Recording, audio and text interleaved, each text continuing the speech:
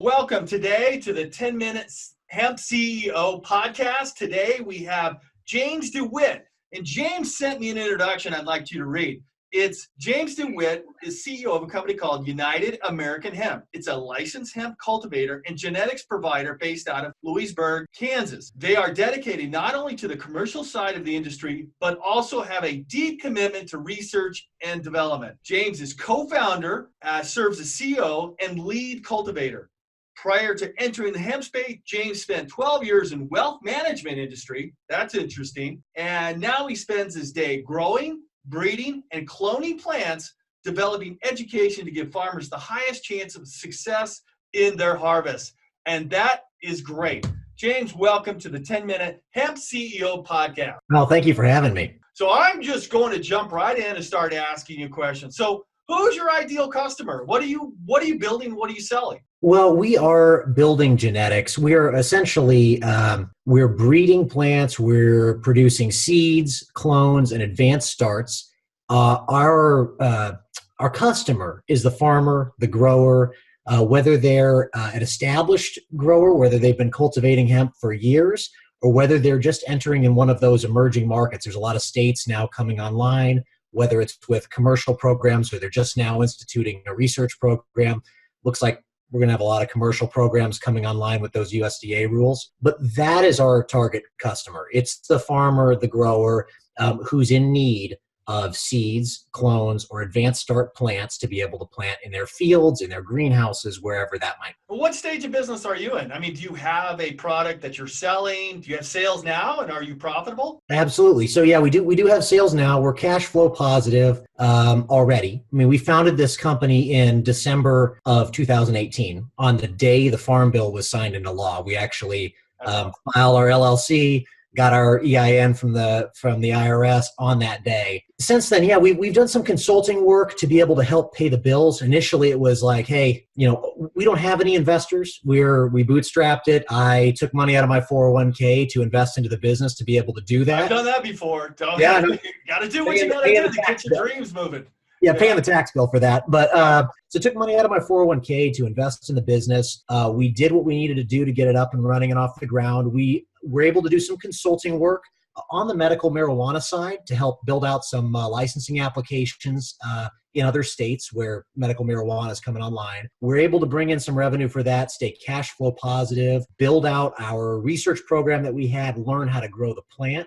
And now we're at the point where we've expanded into a couple new greenhouse facilities in Louisburg and some outdoor acreage going into 2020 so that we can meet the demand that we had. So we've been producing seeds and clones, and we have sales of seeds and clones to farmers in Kansas and in other states where it's legal. And again, we're talking on the hemp side. Right. And so we have some of those sales already, but in order to meet the demand that we had, we had to expand from the facility that we started in because again, we didn't take any investor money, so we started small. We started in a 1,000 square foot warehouse, and now we're expanding out to significant acreage and a couple 3,000 square foot greenhouses so that we can produce seeds and clones year round. Is that just in Kansas, or are you talking about United States wide? Well, we are based in Kansas and we're producing here, but we can sell into any state where a grower or a farmer is legally able to accept those seeds, clones. Running into a lot of competition, and what do you do better than your current competitor?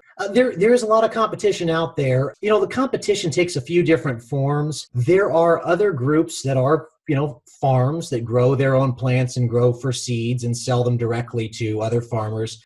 We see a lot of what I would call more brokers where they don't farm the plant. They have relationships or partner farms that produce seeds or clones, and then they kind of broker the deal, the sale. The layers of brokers, you mean? Yeah, layers. We Right. do think our competitive advantage, though, is that we do grow the plants that we sell. Okay. So if you buy a seed or a cloned plant or an advanced start from us, you could come to the farm and see that exact strain, that variety being produced on the farm in the greenhouse, and you know exactly what you're going to get. What's your goal for the company? I'm trying to make a distinction between something that's scalable, crazy growth, or something that's $5, 10, $15 million business, which is, look, 99% of business in the United States are lifestyle and they can get you rich. But what's your goal for it? For us, it's people, community, it's lifestyle. Okay. It is. We came from, my co-founder and I, he had been an entrepreneur, started a business, went through the stress of that. I had been in finance for a long time, growing a company from being very small to pretty large and nationally recognized. And, it took a lot of toll, I think, on our personal lives. Yeah. We missed out on a lot of things, and I don't think we're willing to give that up again. So, for us, we want this business to grow, and we want it to be a large, scalable business. I don't think we're going to do it if it means that we'd have to sacrifice some of the values that we have, the community, that we want to build around us. And part of that goes to how we operate the business today with farmers. When we're selling seeds and clones, we're not just selling them seeds and clones. We're helping provide a guidebook to being able to have a successful harvest. We want to have that farmer be successful and come back year over year to buy seeds and clones from us to be able to plant. We don't want to just be a transactional business. That's what matters to us, and having good friends, good family, good community. That's great. So, but I have to ask, you were in wealth management and you moved over to a farming type business. I grew up in a farming community, and I knew a lot of farmers that we used to go to our church. They work in sun up to sundown, Saturdays and Sundays. And I actually worked for them sometimes. So we'd go and change the water from this part of the acreage over to that part. So it's a lot of work. So why? Well, I spent a lot of time. I spent, 7-day-a-week work weeks all the time, working 90-hour work weeks. And I wasn't very fulfilled. I think I felt like I was doing something that it just didn't have the meaning. And this, to me, I think I wanted to get back to producing something real. And I think that there's a trend in the world right now with people that want to get back to that. They want to get back to doing something that's real, it's tangible, that they know has this benefit to the world. And I believe in cannabis as having a tremendous benefit in many forms to the world. And so taking some of the skills that I developed over 12, 13 years in that industry and just in a professional business setting, taking that, process building, operational kind of stuff, we can make a big difference there.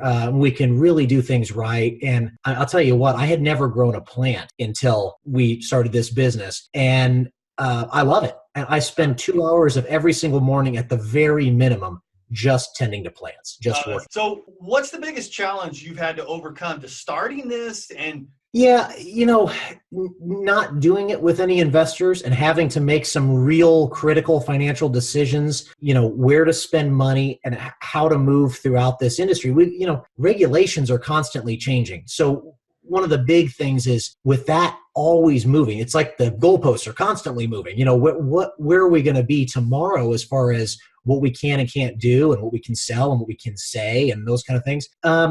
Coming from that finance background and being in compliance, that didn't really scare me getting into this. I was, okay, well, that's great. That's actually going to be a competitive advantage for us because we can navigate that and it's not going to be an issue for us at all. But that's a big challenge. I mean, it's a challenge for us, no matter how good we are at doing that or how willing we are to pivot with trends in the industry as it moves around. That's a challenge because I don't know tomorrow what guidance is going to come out from the USDA. There's unknown unknowns right in front of us, right? Exactly.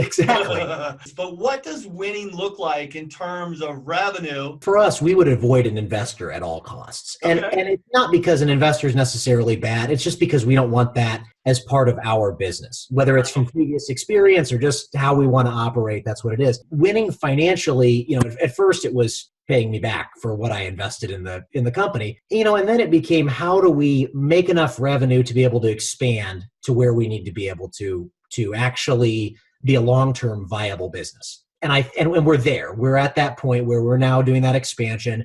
We're 2 weeks out from moving everything into those greenhouses. So we're right around the corner from that. What is your why that makes you cry? I think that doing something that's better for humanity and actually moves us forward in some way, and being able to actually make money to survive doing that, it's that it is possible to have a business that betters humanity and society and still be able to provide a living for yourself. It doesn't have to be. You know what? So I want to thank you, James DeWitt, for joining the 10-Minute Hemp CEO Secrets. This is James DeWitt from United American Hemp. Thank you for having me. Thanks. Cheers. Take care. Look for us on LinkedIn.